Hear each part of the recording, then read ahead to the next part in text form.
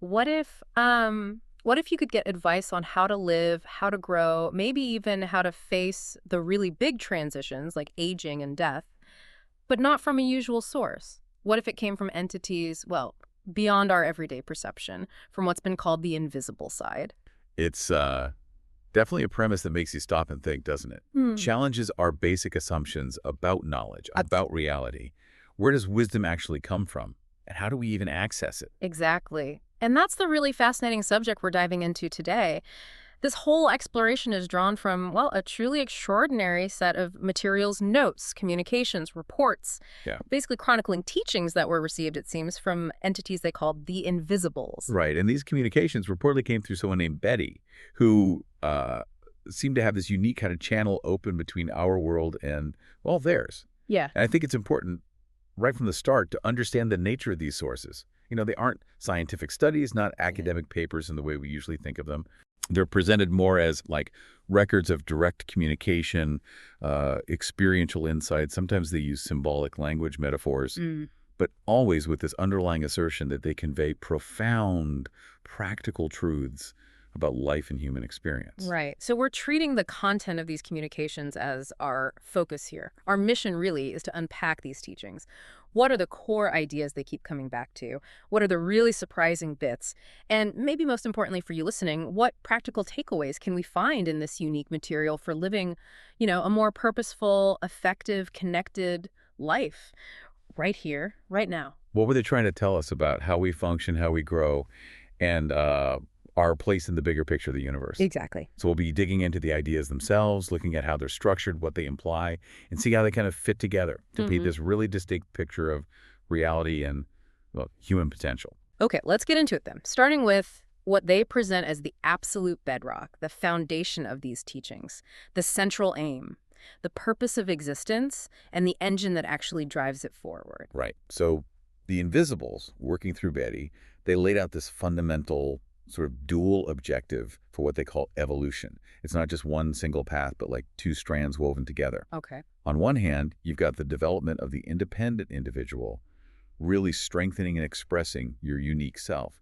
But, and this is crucial, alongside that is the coordination of all these developed individuals into a functioning unity. So it's not just about becoming this strong, distinct person all on your own.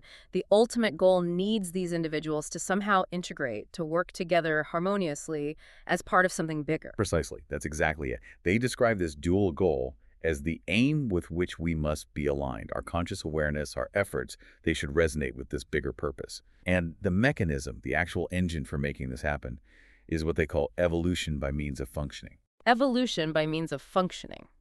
Okay, what does that really mean in practice? It means that growth, development, the whole evolutionary process, it happens through our actions. Mm. And functioning here isn't just physical activity. It's making decisions, taking overt action, whether that's mental, like, consciously choosing something or shifting your perspective, or material, like actually building something or interacting out in the world. Ah, okay. So the doing is the key thing. It's not just sitting around thinking about it or passively existing. That's a critical distinction they make, and they really hammer it home. They state pretty emphatically that action is all of development. Think about that for a second. Wow. They're saying that new skills, new insights, new parts of yourself, they aren't truly yours, not fully integrated, until you acquire them, understand them through action and direct experience.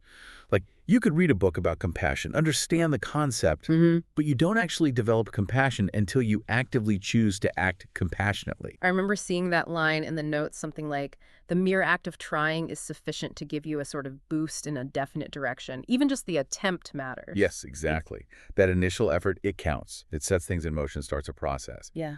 But the real transformation, the deep development that comes through sustained, engaged action. And they make this, well, truly profound claim that ties functioning directly to how we even perceive reality. They say, it is only in functioning that we experience reality, Yeah. transforming symbols into embodiments of truth. Transforming symbols into embodiments of truth. Okay, unpack that a little more. What does that mean? Well, think about a concept maybe like freedom, like the symbol, right? A word, an idea, you can think about it, talk about it. But what they're suggesting is the only way to truly experience the reality of freedom is through actions that embody it acting freely, maybe advocating for freedom, overcoming limitations in your own life. The symbol is just like a pointer. The reality is lived through functioning. So the core insight is, understanding alone isn't enough. Your actions are literally the building blocks of your growth and how you experience reality. That really shifts the focus, doesn't it, from just internal reflection to how that reflection actually gets expressed out in the world. Precisely. And because functioning is so vital, they almost frame it like an obligation. They teach that if you develop skills or aptitudes or capacities, you have this kind of obligation to use them. Right. And if you don't, those perceptions get dulled, those abilities become, well, lifeless. Like muscles you don't use, they just atrophy. That's a perfect analogy. Yeah. They contrast just intellectual understanding with the absolute necessity of applying concepts in real life for them to get any dynamics, to become effective. Mm-hmm. They call it the immersion of the concept in the substance of which your earth life is composed. They even give the example of a teacher who only speaks from intellectual knowledge, hasn't lived the subject. Their words just fall flat. They lack that essential substance you only get through functioning. Yeah. You can definitely sense that lack of authenticity sometimes when someone's just repeating ideas they haven't really lived. Absolutely. And this whole emphasis on external functioning, it extends to this really fascinating warning they give. They caution against trying to seek a purely subjective life while you're here on the earth plane. They suggest that unless you've reached this nearly complete level of earthly development, it can kind of smack of conceit and arrogance. Really? Yeah. The road to the subjective life, they argue, actually goes through functioning in the normal course of things here in the objective world. So you can't just bypass all the messy external stuff of life to chase some purely internal spiritual goal while you're embodied. Not according to these teachings, no. Engaging with the material world is fundamental to the evolutionary process while we're here. And even though you might receive inspiration or insight directly from, say, universal consciousness, the way you render back to it, the way you contribute to that big functioning unity, is only through external manifestation. Your inner growth finds its cosmic purpose when it's expressed, when it takes action in the world. Okay, so action, functioning, absolutely key. But let's be real, a lot of functioning feels like, well, drudgery or just grim duty. How is that driving evolution? And this is exactly where they bring in this critical, often overlooked ingredient. They call it the positive ingredient, and Betty had that lovely description for it. Eagerness, zest. Mm-hmm. They mostly refer to it as interest. This is what turns potential drudgery into constructive evolutionary functioning. Interest, zest. But how do you just find zest for, doing the dishes or paying bills, the really mundane stuff? That's the million-dollar question, isn't it? And they tackle it head-on. They flat out deny that it's impossible, saying quite clearly that nothing is too small to work on with the tools of spiritual values. The key, they suggest, is swapping out rigid willpower for what they call desire power. Desire power versus willpower. What's the difference there? Willpower sounds, I don't know, stronger. Well, they describe willpower, the way we often use it, as a contracted form. It's often about forcing yourself, right? Doubling down against resistance or what you'd prefer. It's that grim determination. Yeah. Desire power, though, they describe as more like a natural exuberance of appropriating life. It makes the effort itself feel more pleasurable, less like a struggle and more like a natural flow. They say it makes things work themselves out naturally, almost like a chemical affinity.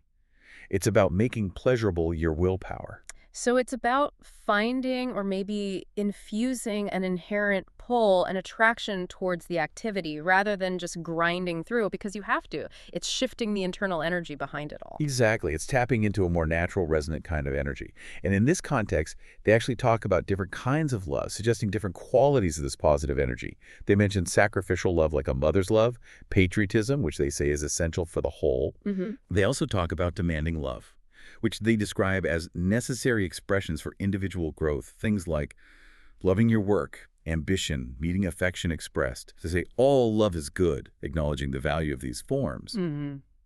But then they mention this third, unnamed kind of love, one that enfolds and is described as being above, higher than the other two.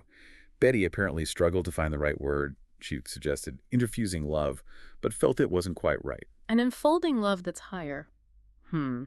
It sounds maybe more universal, more pervasive than the others, which seem more focused or directed. Like maybe it's the very atmosphere of that functioning unity they talk about. That seems like a reasonable guess based on what little they say. Mm. It points to an energy that kind of encompasses rather than targets. Hmm. And speaking of challenging conventional ideas, they offer some really, as they put it, startling enough warnings related to those seemingly virtuous concepts of drudgery and duty. Yes, I remember those. Never be content to pursue a course of action merely because it is your duty, and also never give up things for the sake of your soul. They really fly in the face of a lot of traditional moral or spiritual teaching, don't they? I mean, at first glance, they sound like an excuse for being lazy or selfish, but they immediately clarify that's absolutely not what they mean. Instead, these warnings point back to that deeper way of living we were just discussing, where your actions are infused with that positive ingredient, that desire power, that zest, rather than just being something you begrudgingly do out of obligation or because of some misguided idea that denying yourself is automatically spiritual. So it's not saying duty itself is bad, but if the only thing driving you is a sense of duty, you're operating from a diminished state, missing the real potential for growth. Precisely. Action fueled only by duty, without that interest or zest, it just becomes that deadening drudgery they warned about. It might get the job done, but it's not fully evolutionary. And this leads straight into another key principle, the contrast between negation versus utilization and expansion.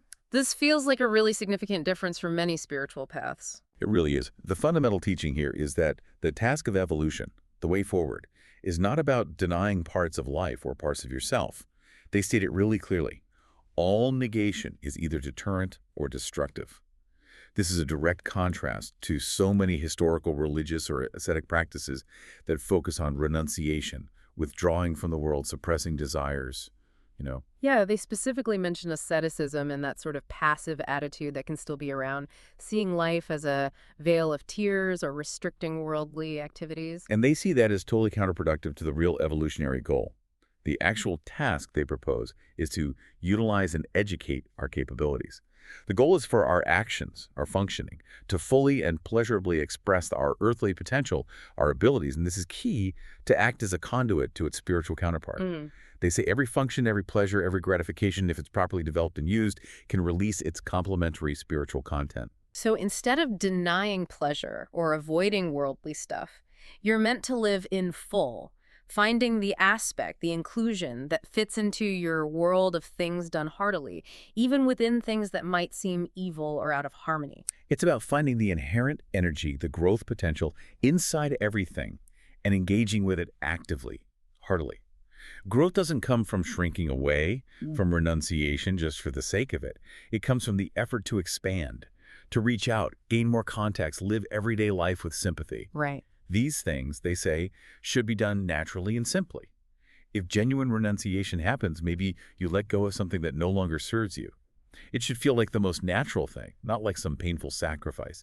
The big takeaway is growth isn't about backing away from the world. It's about actively engaging and transforming everything through conscious use and expansion. That's a really powerful reframing. It shifts everything from a mindset of restriction to one of expansion and, well, integration. And they actually connect this to today's world. They see a kind of healthy rebellion in younger generations against what they call the lifeless idols of duty and sacrifice. They feel modern psychology is starting to show the damaging impress of these older, rigid, negation-based ideas. But they also point out a challenge for that rebellious energy, right? Yes, the challenge is for them to see the scheme of responsibility whole, to realize their own vital importance in the grand created scheme, so that their natural impulse to contribute, the unquestioned giving of themselves, becomes a healthy outgoing of self, not just a grudging duty. Okay. And this perspective, they argue, reveals duty and sacrifice in their essential structure, not as old dogmas, but as full-blooded essentials of conquest. Wow. Duty and sacrifice as essentials of conquest. That completely flips the script from deadening drudgery. It sounds active, powerful, like directed energy. It changes the energy entirely, doesn't it? From resignation to empowerment. And this active, engaged approach to life, this conscious conquest, it ties directly into their ideas about readiness, opportunity, and conscious cooperation with, well, larger forces. They talk about why profound truths or revelations often just get met with indifference or skepticism. Because people or consciousness itself just isn't ready for them yet. Exactly. Acceptance, whether it's for one person or a whole society, it requires this moment of ripeness. When that ripeness comes, opportunity arises. Yeah. And they really emphasize that in this current age, nothing is as important as the personal demonstration of the harmonious living which comes of spiritual consciousness. Leaving examples, that's the key. So those who have reached this point of ripeness, of demonstration, they can then go out as lawgivers of life, healers and harmonizers, inspirers and gift bringers. They become living proof of these principles. And they state very clearly that the time is ripe now for many of us to take conscious charge of our development. Making a conscious contribution, aligning with that dual aim, is just so much more effective than any kind of blind, unconscious offering. And the deceptively simple answer for how you take conscious charge. By conscious cooperation with spiritual forces. They see that historical human impulse towards a religion, even when it got distorted or crude, as an echo of this fundamental drive to cooperate. And the basic aim in this cooperation is crystal clear: to make of ourselves agents better equipped to aid in the advance of the whole. So conscious cooperation is really about becoming a better tool, a better instrument for the greater good. Exactly. And they offer a really crucial safeguard for this whole process. The safety, they say, lies in keeping a single and pure basic aim, one that's completely free from self-seeking or pride. Pride, especially feeling like you're in some especially selected category, they see that as incredibly dangerous. It leads straight to a blind alley. So the motivation has to be genuinely about contributing to the whole, not about your own personal spiritual status or ego boost. Fundamentally, yes. It's about aligning with the universal aim, not just seeking personal enlightenment for its own sake. Which brings the focus right back to humble, effective functioning within that larger unity. Okay, maybe let's shift gears a bit now and explore what they reveal about the inner realities and universal laws that kind of underpin all of this, how these larger forces actually interact with us. Yeah, this gets into some pretty abstract territory, doesn't it? They talk about communication not just as words, but as frequencies. Yes. Betty's reports describe communication as this successive impingement of varying frequencies, like energy moving from the level of desire, which they also intriguingly call the I am wish, down through the mind, and then finally into the physical brain. It's like information cascading down through different energy densities until we can consciously perceive it. And they have that fascinating practice about connecting with vitality, comparing it to savoring your oxygen. It's presented as this really direct, conscious way to engage with a basic life process. By savoring your oxygen, you're recognizing each breath, not just as, biology, but as a great kinship. And the teaching is that it is the instant of its passing through you that is your moment of divinity, absolute unity. Wow. So this practice reveals your inherent divinity and unity, not through some complex ritual, but just through mindful, appreciative connection with life's simple, constant flow. Finding the sacred right here, right now. That's a powerful idea. The divine isn't some distant thing. It's literally flowing through us with every single breath. And connected to this, they introduced this concept of the spiritual bloodstream. Yeah, this is described as this vital, energetic flow underlying everything, pouring on earth conditions. They're very clear it's not to be contained in words, and that it's been inadequately screened by the word God, which suggests it's a fundamental, pervasive life force or consciousness that's maybe more dynamic, more present, perhaps less anthropomorphic than how we often think of God. It's a vital stuff of reality itself. It sounds like the source energy, the underlying current of everything. So how do we as individuals actually connect with this spiritual bloodstream, with these spiritual forces? Well, they really emphasize that this kind of contact is fundamentally an individual thing.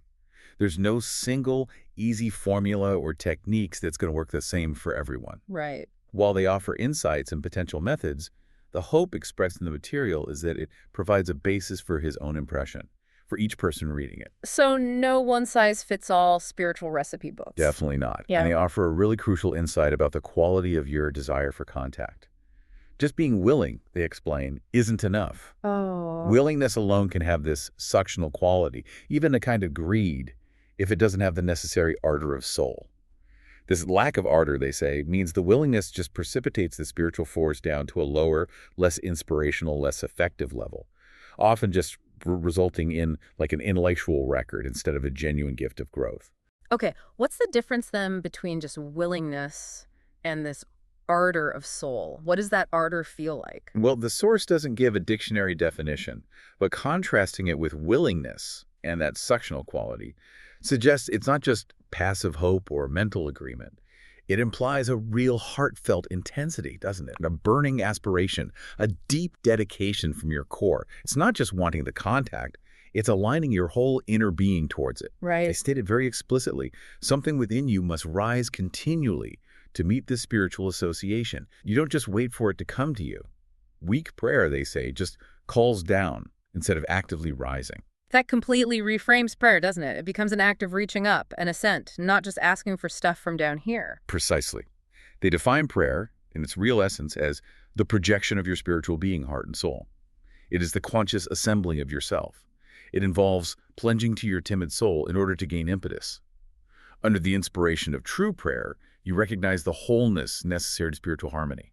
And they specifically state that the element of supplication, asking or begging in prayer is considered wrong or erroneous. That's right. Prayer is described fundamentally as a complete alignment. It's about bringing yourself into harmony with the spiritual forces, making yourself a clear channel rather than petitioning them. And this principle, this idea of working through your own cultivated state, it extends to how you can effectively help other people too. How does that work? How do you help others then? They give a basic principle for helping others and even yourself that fits right in with this idea of conscious alignment and cultivated energy. Help comes through the bestowal of abundance, transmuted by personality into individual contribution. The really crucial point is that this contribution must come from your own abundance. Okay. You should not try to invoke pure power from the source directly into the other person. Why not? What's wrong with that? They explain that you cannot meddle with your subject's own functioning in pure power. Each person has their own connection, their own process for integrating that pure energy. Your role is to offer the germinating seed of power or principle, but you have to leave the taking, the integration, up to the other person, according to their own capacity and process. I see. You provide the fertile ground, the potential maybe, but they have to do the internal work of growth themselves. So the big takeaway here is contact needs active inner rising, that ardor, not just passive wanting. And helping others is about sharing your cultivated abundance, not trying to force power into them. That makes a lot of sense. It really respects the other person's autonomy, their inner process. Now, while they say there's no single technique, they do offer a kind of suggested blueprint for meditation or prayer, one they describe as unique in its precision. What does that blueprint look like? Yeah, this suggested method has several steps. One is to consciously rise above the body.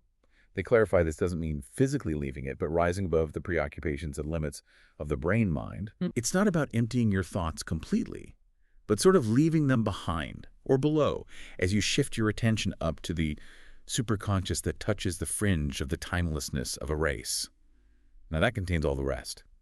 They describe this ascent as an exercise of the imaginative principle, using your imagination actively to shift your state of attention and awareness.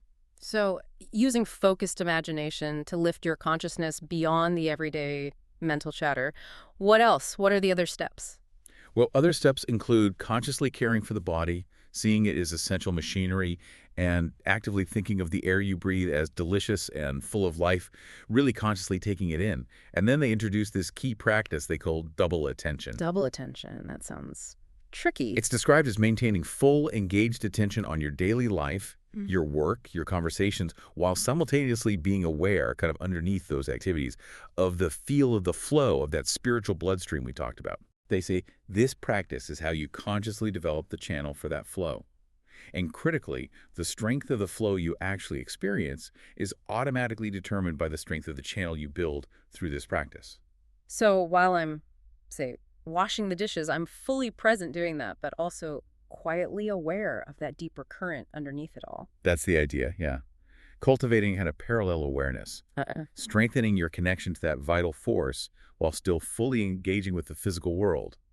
They suggest accessing this pure force, this spiritual bloodstream, can be done by localizing a specific region inside yourself, like the poetic region of the heart.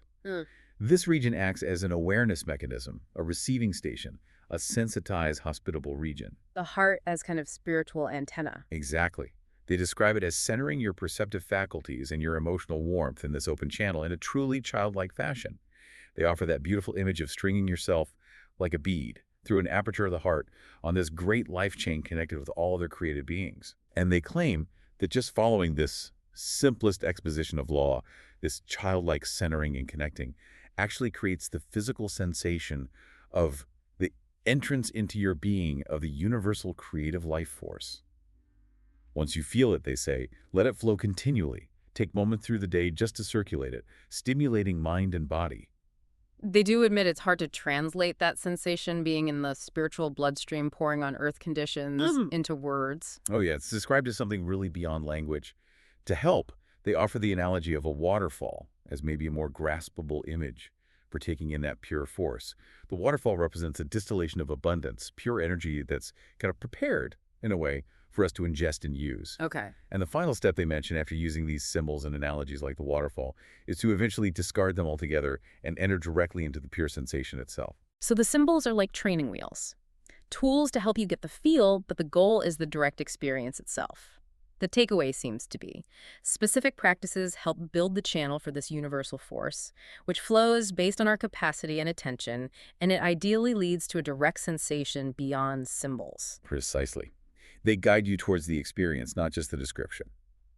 Okay, now let's touch on their understanding of law itself, which they see as fundamental to how this whole universal force operates. They say there's ultimately but one law, right? Yes, a single fundamental principle governing everything. Now, it might manifest differently in our obstructed Earth universe compared to the unobstructed invisible universes, but that's just because the same law is working in different media.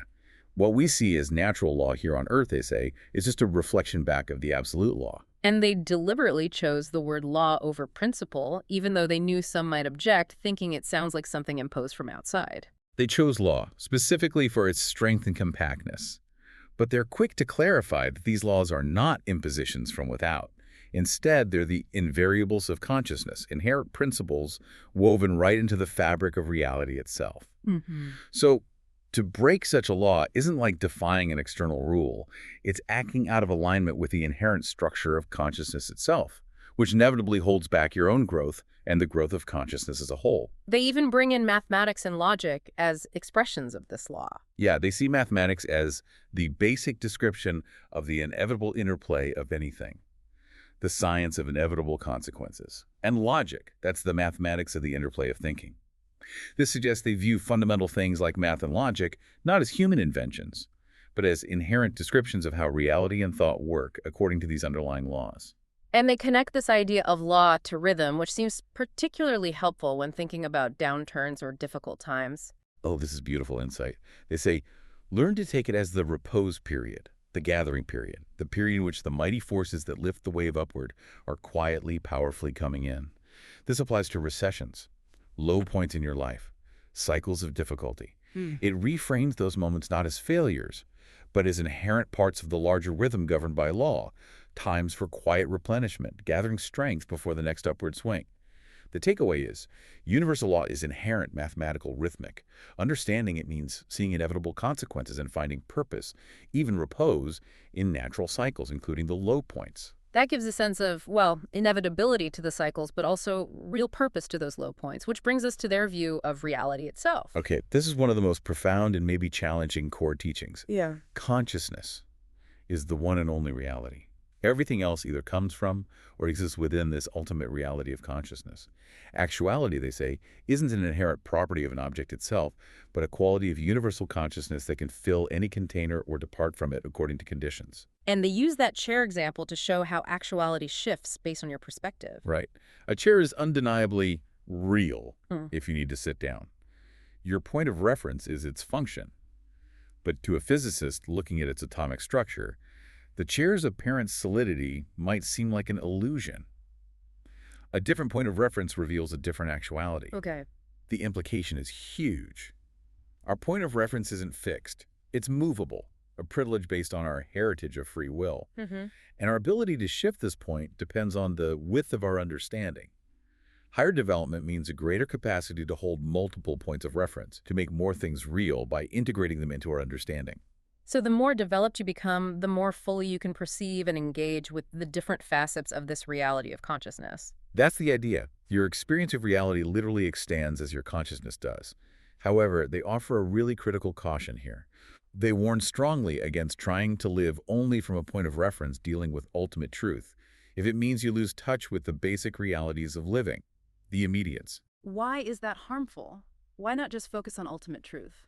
They use the really poignant example of someone in an asylum whose personal actualities are just too far removed from the shared physical reality, making it impossible for them to function effectively in the world. I see. While consciousness is the ultimate reality, we are currently embodied in this specific immediate reality. Effective functioning, contribution, it requires engaging with this reality from a grounded perspective, even while we're expanding our grasp of ultimate truths. The takeaway, reality is consciousness. Our point of reference is movable through free will and understanding, offering wider perception, but staying grounded in our immediates is crucial for effective functioning right here. That brings it right back to the importance of functioning in this world, which we talked about at the start. And this view of reality connects directly to their teachings on manifestation and creation, right? Yes, exactly. How does that ultimate reality of consciousness become the tangible world we touch and see? They explain that pure force, the undifferentiated energy of consciousness, has this inherent urge to differentiate itself. Yeah. And that differentiation is manifestation. But, and this is key, manifestation is only possible through the interposition of resistance. Resistance, how does that work? Think about the analogy they use of radio waves needing a receiver to become sound or image. The waves, pure force, are everywhere, but they need resistance. The receiver's specific circuitry, which represents an intention or purpose, to check their undifferentiated flow and give them a specific perceivable form. Okay. So manifestation is the checking, the slowing down, or the arresting of this pure, undifferentiated force by an intention or a purpose that originates in intelligence. So the universe isn't just random stuff happening. It's force being directed by intention and intelligence. Exactly. And this applies at every single scale. They state, very clearly, no thing can possibly exist in the material except after it has existed in plan. This holds true for the original creation of the cosmos right down to the simplest things we create in our own lives. Everything starts as a plan and intention in intelligence before it becomes physical. Yes. And a created thing exists because that flow of force has been checked and purposed in the direction of that specific thing. They use the simple example of grass. It's force that's been differentiated and purposed to be grass. And the same principle applies to us. Your frequency is what you are. Wow. You as an individual are a specific arrestment of motion, an essence of that undifferentiated force patterned by intention and intelligence into your unique frequency. That's a really powerful and unique way to think about identity being a particular frequency, an arrestment of motion, a purpose flow of consciousness. It really shifts your sense of self, doesn't it, from being a static object to being a dynamic process. They also touch on that paradox. Consciousness holds all qualities, everything, yet only manifests certain ones at any given time. They explain this by saying these qualities are distinct, but also so interfused throughout all cosmos that we may literally say each pinpoint of space contains in itself all elements of all qualities of consciousness. So everything is potentially present everywhere all the time. In potentiality, yes. Yeah. And our part in this huge creative process is twofold. The primary part is our own self-development, which brings us back to functioning. The secondary part is affording the life force opportunity for manifestation. Simple acts like planting a seed, building something physical, these allow the purposed force to take form. And what's the mechanism by which we put a clothed reality, a manifestation, into the physical world? They identify the carnate human will. Hmm. Our will, embodied and acting in the physical world, that's the mechanism for bringing intention into physical form. So the individual overall function is really twofold. We act as a channel and as an expression of the universal. And the channel aspect is critical because spiritual influences, that flow of force, needs perforations in Earth's insulation to enter and manifest here. We are those openings. We're the conduits, the ways the universal force can flow into the physical. Exactly. And because we serve as these vital channels, they put enormous importance on maintaining the integrity of that channel. Destructive forces or energies, they warn, can get in through weaknesses or ruptures in this channel. And what counts as these weaknesses? What causes the ruptures? Well, they list things we might just shrug off as minor character flaws, but which they see as having a really corrosive effect on the channel. Things like indifference. These attitudes exercise a corrosive action on the channel's integrity. They advise not even wrestling directly with the irritation or resentment itself, but finding the thinning in the wall, the weakness in your own channel integrity that allowed it to enter in the first place. So, paying attention to our seemingly small negative states isn't just about personal happiness, it's about keeping ourselves effective as channels for positive force. Fundamentally, it's like spiritual hygiene or maintenance. And they describe experiencing a sensation of greater and greater radius of superior force acting on the primal substance as being crucial for establishing your own creative potential. This creative force, they say, doesn't just come from the intellect, which provides the blueprint, but from the very plexus of life, and it carries this vital principle with it. Which leads to that wonderful realization Betty had, never to work alone in creation. Exactly. That sense of being a co-creator with the universal forces, channeling that vital principle. And this connects directly to the specific concept they call intentioning. Which they define as our conscious, positive contribution to the whole creative process. Yes, the positive element we individually, consciously, are able to contribute to the creative process. It's our specific focus, our purpose, that determines the particular form the undifferentiated life current will take as it manifests through us. They mentioned this idea came up in discussions sparked by Margaret Cameron's experiences, where she felt she could generate currents between her hands. So our conscious intention directs the flow, shaping it into specific forms. Exactly. But they offer a really significant caution about intentioning. Avoid forcing it too rigidly or specializing too much. They state flat out that putting things into separate compartments is always unwise. Forcing your intention intellectually onto one narrow main purpose can make you lopsided. That's interesting. It suggests conscious intention works best when it's kind of aligned with a broader flow or a purpose, not just a rigid, narrow focus. It needs to be integrated, not compartmentalized. That seems to be the strong implication, yes. They suggest fields like artistic creation might be safer areas to practice intentioning and study how it works. Perhaps because art allows for a more fluid, less rigidly defined intention than, say, trying to intend a specific amount of money by Friday. Right. They see this inward creative fashion in whatever form it takes as the same sort of intelligent creative act of the great originator. Our creativity mirrors the universal act of creation. Yes. And they note two key things about human creative acts. Our intelligence attunes to harmony. It doesn't create harmony from scratch. And no genuine creation is without result. Even if the physical thing fails to manifest, they say, something envisioned or molded through inner creative work still exists in the substance of thought. It becomes a fulfilled potentiality, like notes of music imprisoned in a crystal stillness, available for someone else attuned to it to maybe reprecipitate later. So the creative act itself has reality, establishes a potentiality on some non-physical level, even if it doesn't immediately show up in the physical world. That's the idea. It exists as a real possibility within that larger reality of consciousness, just waiting for the right conditions or the right channel to manifest physically. The takeaway here seems to be, intention directs creative force, but it works best when it's integrated, not rigidly forced.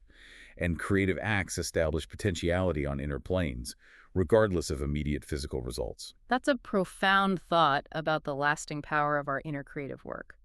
Okay, let's shift now to look at how these teachings apply to some really specific areas of life and growth, starting with their quite unique perspective on education. Right. They define education in a way that goes way beyond just acquiring facts or skills. Education, they state, is actually the process of gradually changing the emphasis of the underlying instincts from the egocentric to the altruistic. It's fundamentally about this shift in orientation from being self-centered to being concerned with the whole. And they present the little child as the archetype, both for the task of education and for us, the educators, whether we're parents, teachers, or just fellow humans. They urge us to see ourselves from that big cosmic perspective as only little children feeling our way. That definitely fosters a sense of humility for anyone trying to teach or guide someone else, and they offer that really insightful, almost heartbreaking perspective on the child's world through Betty's symbolic experiences. Yes, it's described as this tall and incorrigibly rigid world, from a child's viewpoint, guarded by dragons of fierce and painful penalties. Those are the consequences adults impose. These are far-sighted penalties, consequences that make sense to an adult, applied to a child nearsighted world, making them confusing and often just counterproductive for the child. The obstacles adults create are described as maddening to the child, making them fighting obstinate, just trying to see the adult side of things. That description is so vivid you can almost feel the child's frustration, and they warn specifically about the danger of too much pressure, what they call hectoring. Yes. They say too much pressure on a child's mind causes this spastic way of closing, like a valve shutting down, and it spoils their natural resilience. While some kids might tolerate it okay, others are more sensitive and need much more careful handling. So trying to force a child into an adult box can actually shut down their natural curiosity, their ability to learn. It can absolutely stifle their intrinsic drives. They contrast pulling children into our formal landscaped ones, our rigid structures and expectations, with letting them just absorb experience naturally and eagerly in their own simple little childhood gardens. The primary concern, they emphasize, should always be the open pores of the mind, keeping that natural receptivity alive. And this leads directly to their really quite revolutionary core teaching on teaching. Let them alone. This motto comes up again and again in the source material. It's a fundamental principle. And they explain the logic very simply. If a child does something because you tell them to, you are effectively doing it through them. But if they find out for themselves, through their own exploration and consequences, the learning is permanent. They use that analogy about sharp things, don't they? A stark one, but effective, yeah. Yeah. It's better for the child to learn what sharp means by getting cut once or twice than for the parent to hang around him as long as he lives and holler to him every time a sharp thing comes along. It really underscores the irreplaceable value of direct experience and the memory it creates, which they call the indispensable attribute of personality. It's definitely challenging for any parent or teacher's natural protective instinct. It requires a profound trust, doesn't it? Trust in the child's innate drive to learn and adapt. They use the example of a school ma'am who thinks she's educating a child, but is actually doing it mainly to look smart to other adults. By forcing behavior or rote learning, she's teaching the child to lie, performing for approval, and robbing them of the valuable experience and memory of self-discovery, all for her own benefit. And ultimately, they say, she's robbing herself, too, by not engaging authentically. So the adult's role isn't to dictate everything or shield from all difficulty, but to provide the right environment for the child's own learning to happen. Exactly. Parents and teachers just need to give the child the tools and the opportunity where they basically can't be happy unless they use those tools. Yeah. And make sure they use all their tools, all their senses, their capabilities. Using these tools builds personality and also contributes to that universal movement. Right. While they acknowledge parental authority is real and valuable, they stress it can be abused. Restriction is only legitimate, they say, when the child is actually trying to injure themselves or others, not when they're just experiencing defeat or disappointment, because those are crucial opportunities for self-knowledge. Complete opportunity for self-education is presented as the absolute basis of all teaching. The takeaway: true education is an inner shift. Let kids discover through experience, provide tools and opportunity, not coercion. Respect their process. That's a radical level of trust in the inherent drive towards growth. Now, how did these kinds of principles apply to something like, say, healing? Well, they draw a very strong connection between our mental and emotional states and actual tangible physical effects. This sets the stage for their approach to healing. They mention examples we all know, like shame or anger causing blushing or pallor, fear causing gastric spasms. They even reference Charcot's famous hypnotism experiments, where just a mental suggestion caused physical spots to appear on someone's hand. The point being, if a pure idea, a mental state, can cause such definite physical effects, then properly directed and strong enough ideas are capable of doing things to the body that might be of some use. And they give that practical example with a bruised foot. Yeah, instead of tensing up automatically when you bruise your foot, which actually restricts the blood flow needed for repair, you consciously relax the foot. By consciously directing relaxation, you allow more blood flow, speeding up the body's own natural repair process. It's a simple principle. Use conscious intent to influence your physiology. And they suggest we can extend this principle. Consciously direct the abundance of life force, that spiritual bloodstream we talked about, towards the body, the physical headquarters. They outline a kind of healing process working from the psychocenters, which are essentially the levels of your conscious intention and energy direction. First step, acknowledge the situation factually. Okay, germs have gotten a foothold, or this part of my body is injured. This avoids harmful denial. Right. Second, project confidence that the body's natural processes, empowered by this life force, will overcome it. We will down them. That is foregone. This establishes serene confidence. Third, allow vitality to filter down from a higher source, that universal life force, through your animating oversource, that's you as the conscious channel, to the cells that need it. But they offer a really significant warning here, don't they? Echoing that principle about helping others. Crucially, yes. They warn against a too particular application. Trying to direct the healing power too specifically at the perceived problem, focusing intensely on fixing the disease or the injury, might actually end up energizing the ailment itself. Oh. You could, they warn, be furnishing vitality to the disease. Instead, the body's own physical headquarters, the subconscious intelligence, needs to be allowed to use the life force you supply according to its own inherent wisdom. You cannot, they stress, apply pure power directly to yourself or a friend or the world in a specific controlling way. So it's about empowering the body's own healing intelligence, not trying to micromanage the repair job. You Mhm. supply the energy, the body knows how to use it. Exactly. You provide the vital resource, not the detailed instructions. Okay. This reinforces that principle of helping others through the bestowal of abundance, transmuted by personality, Yeah. not trying to channel pure power directly into them or a specific issue. You give the germinating seed.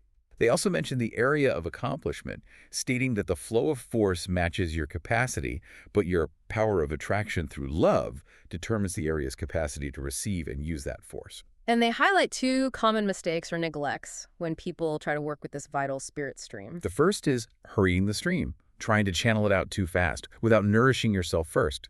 This apparently makes the channel brittle. Self-nourishment, building up your own abundance, has to come first. The second neglect is not restraining your desire to your own proper area of accomplishment, basically, trying to exert influence or channel force outside your natural sphere or capacity. The takeaway is, mental-emotional states impact the body.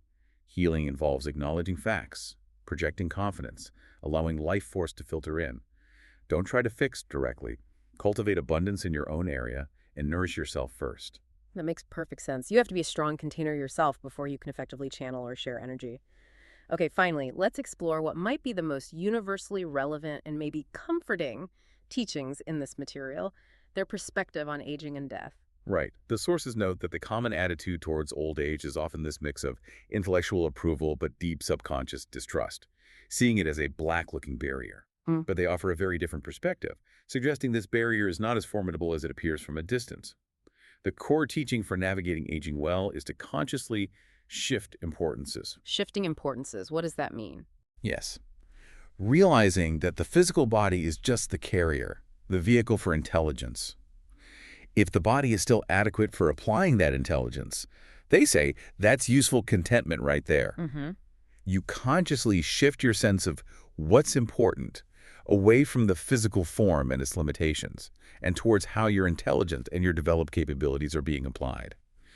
You retain your former zests, your interests, but acknowledge the objective importance of the accomplishment itself, not just the physical ability. Betty's teaching about the fruit of your life feels particularly relevant here. It really is beautiful, isn't it?